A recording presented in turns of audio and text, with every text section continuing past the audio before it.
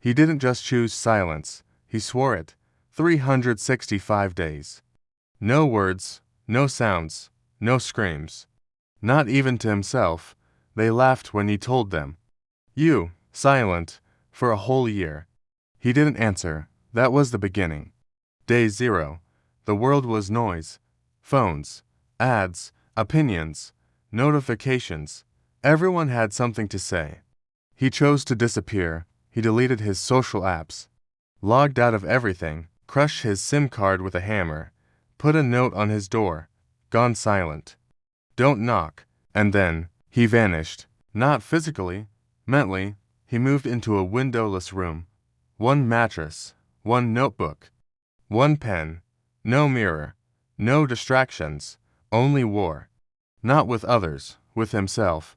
The silence wasn't peaceful. It was savage, loud, ugly, because in silence, you start hearing everything you've ignored. Day 1. His hands shook. His jaw clenched. His brain whispered, "Speak, just once. Say anything. No one's watching." But he was. And that was enough. He opened his notebook. Wrote, "I am not a man. I am a mission." Speaking kills the mission. He didn't even grunt when he stubbed his toe. Didn't curse when he spilled boiling tea on his hand. Silence was law. He communicated only through paper. But even that, he minimized, because writing was a form of talking, and talking was a leak. Week 1. He started fasting. 16 hours. Then 20. Then full 2 days. Because food was comfort, and comfort was a lie. He walked 10 miles a day. No phone, no music, no earphones. Just the sound of gravel, breath, heart, and thoughts. The thoughts were not kind. "You're wasting time. This is stupid. No one cares." He wrote back. "Good. That means no one will stop me either." Day 11. He shaved his head. Burned his old clothes. Threw out every object he didn't absolutely need. No identity. No past. Only mission. He didn't watch movies. Didn't read fiction. Didn't listen to music. Why? Because every word from the world was a hook pulling him back in. He read war books, philosophy, stoicism, psychology of assassins, memoirs of prisoners. Because he wasn't learning to live. He was learning to end the old version of himself. Day 15. He woke up to blood, nosebleed, stained pillow. Body was breaking, mind was twitching, but he stood up, did push-ups, took a cold shower, and wrote, "Pain is a test." I passed by showing up again. His parents thought he joined a cult. Friends stopped messaging. Someone sent the police. They knocked, waited, knocked again. He slid a note under the door, "Not dead. Just in training." Day 22. He heard a couple fighting outside his building. He listened, not to them, but to his own lack of reaction. A month ago, he would have taken sides. Got involved, posted a quote on Instagram. Now, just silence. He wasn't here to change others. He was here to kill every weakness in himself. He stopped walking the usual routes. Started exploring alleys, ruins, train yards, abandoned buildings. The darker the place, the deeper the peace, because fear was another voice. And he was silencing that too. Day 30. He wrote nothing that day, just stared at the wall. For 9 hours. Didn't move, didn't blink much. Because some days, the silence was louder than language. And some demons only scream when you stop running. He began seeing visions, not ghosts, not hallucinations. Versions of himself, the quitter, the talker, the liar, the one who blamed everyone. He stared at each one of them, didn't flinch, didn't speak, just kept breathing. At night, he wrote, "I met them all. The old versions of me, I didn't fight them. I just refused to feed them." Day 35. He dreamt of a stage, thousands of people, no one speaking, all staring at him. He didn't say anything. He just raised a single hand, and they all understood. That's when he knew, this silence was building language more powerful than words. He wasn't quiet anymore. He was becoming a signal. Day 36. He went outside. Same hoodie, same silent breath, but something felt different. The world stared at him now, not because he looked strange, but because he didn't look lost anymore. His walk had changed. Shoulders up, chin level, no slouch, no noise. People moved around him like wind around stone. He stopped reacting to sound, to car horns, to angry voices, to people bumping into him. He didn't flinch, didn't nod, didn't smile. He was a mirror now, and people hate mirrors. Day 40. A man at the grocery store screamed at the cashier. Everyone watched. He stood behind the man, silent. Still, the man turned to him. You got something to say. He didn't blink, didn't move. The silence pierced deeper than any insult. The man turned back, shook his head, and walked out. Day 45. He picked up a book called The Art of Invisibility, not about magic, about presence. He read every page twice, took no notes. He didn't want to learn it. He wanted to become it. He started studying people from a distance. Eye movements, breathing, lies. He could tell when someone was in pain, without them saying a word, because that's what silence teaches you, to hear between the words. Day 50. A girl at the park dropped her coffee. He walked past, then turned, walked back, picked it up, handed it to her with a single nod. She smiled. Thank you. He just walked away. She stared at him as he disappeared into the trees. He wasn't chasing fame, or applause, or approval. He was building clarity. One silent day at a time. He tracked everything now. Hours slept, water, intake, body fat, words, read, calories, consume, thoughts that triggered weakness. His life had no space for randomness anymore. Day 56. His dreams grew stronger.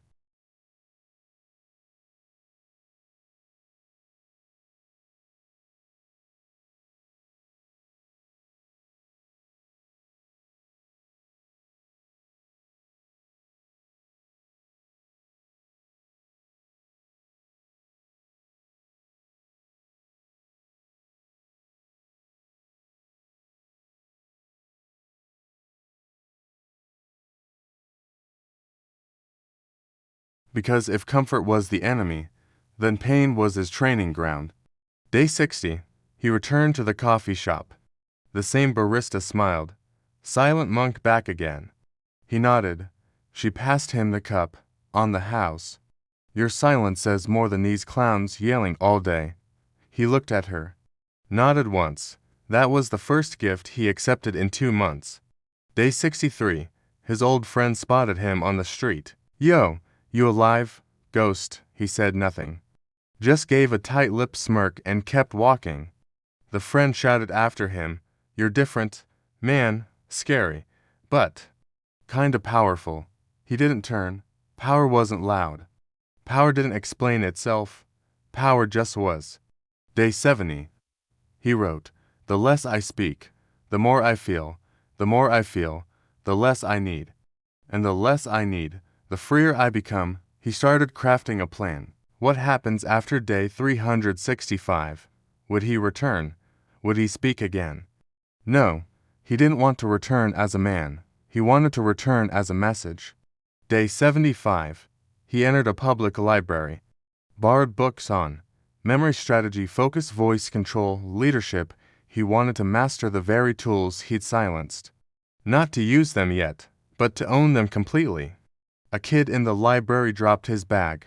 He bent down to help him. The kid said, Thanks, mister. He just smiled.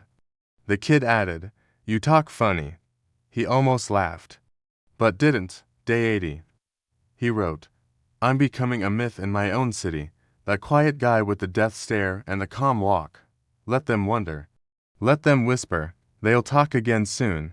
When I'm done, he now looked people in the eyes for just 1 second longer than normal, and they broke, looked away, fumbled.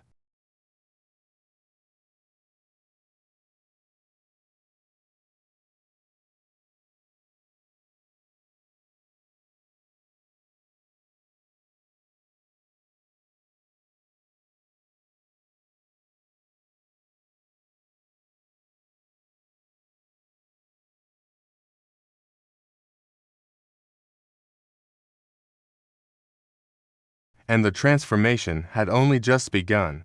Day 91. The weather shifted. So did the world. The sky felt heavier.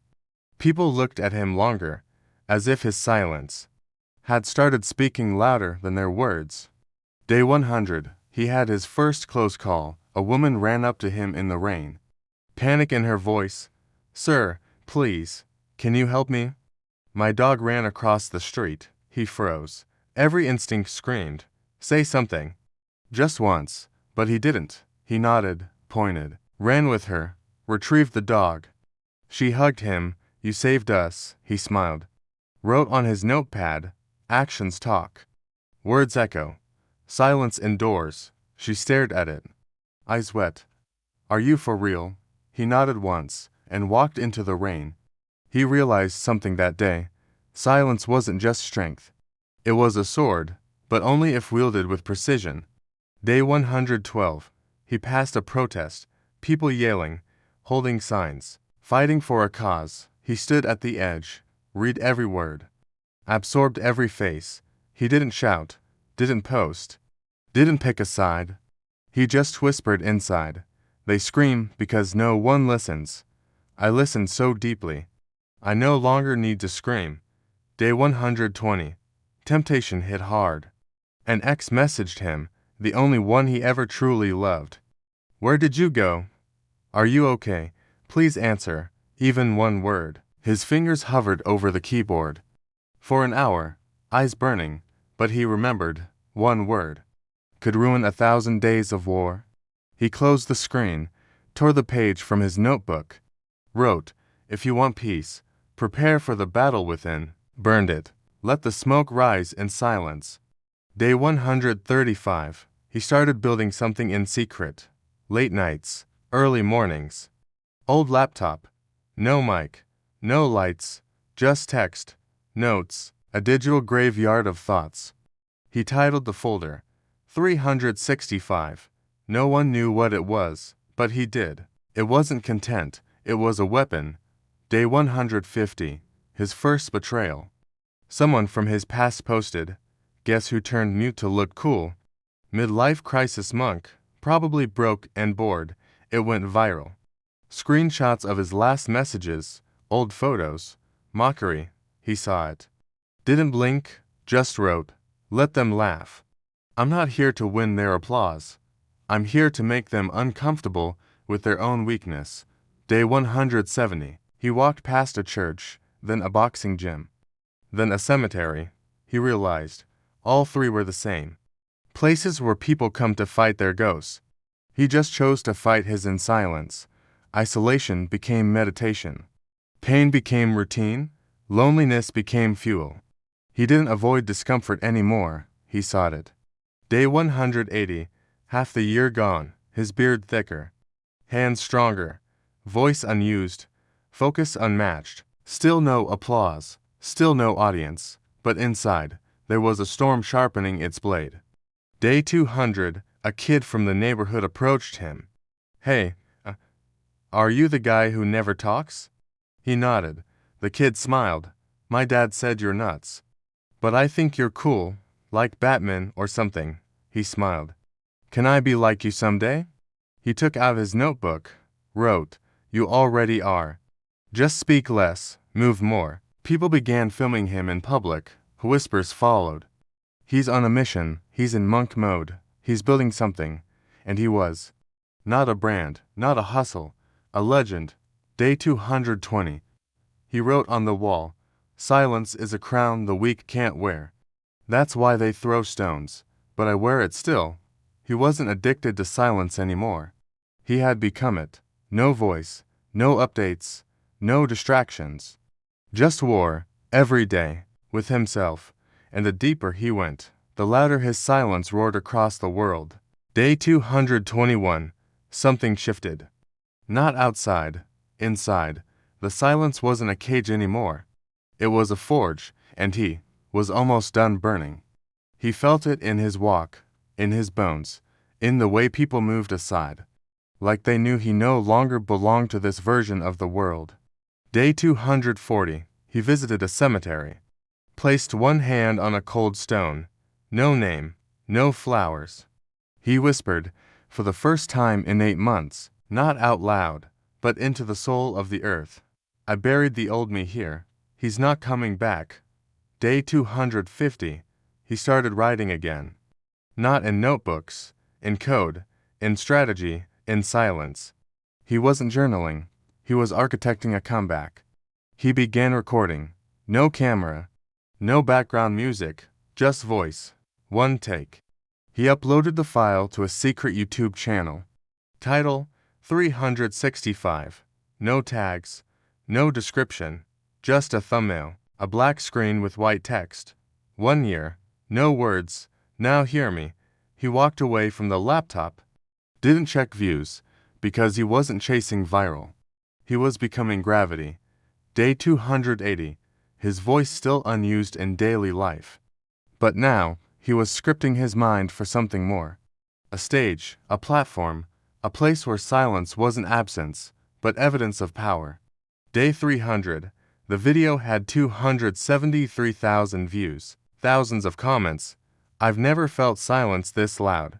This broke me. Thank you. I thought I was alone. Who is this man? He didn't reply. He wasn't there for noise. He was here for impact. Day 320. A documentary crew tried to reach out. He declined, not because he was hiding, but because the myth was louder than the man. Day 340. He started preparing for day 365. No parties. No celebration. No microphone. He bought one thing, a small black chair, to place in the center of a white room, nothing else. Because when the world finally heard him, he wanted them to hear only truth. Day 360. He stood in front of the mirror. First time in months, his eyes had no shake. No need to prove. No fear. He stared at himself. Then, in his notebook, he wrote, "The old me would scream for approval. The new me whispers, and the world listens." Day 364. He wrote a final letter to his silence. You saved me. You broke me. You made me deadly. Tomorrow, I speak. But I won't stop being you. He folded it, burned it, inhaled the smoke. Day 365. Exactly 1 year. He walked into a rented studio. White walls. One light. One mic. One chair. No script. No teleprompter.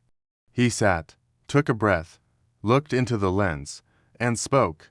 First words in 365 days. If you're waiting for someone to save you. I was too. No one came. So I became the storm.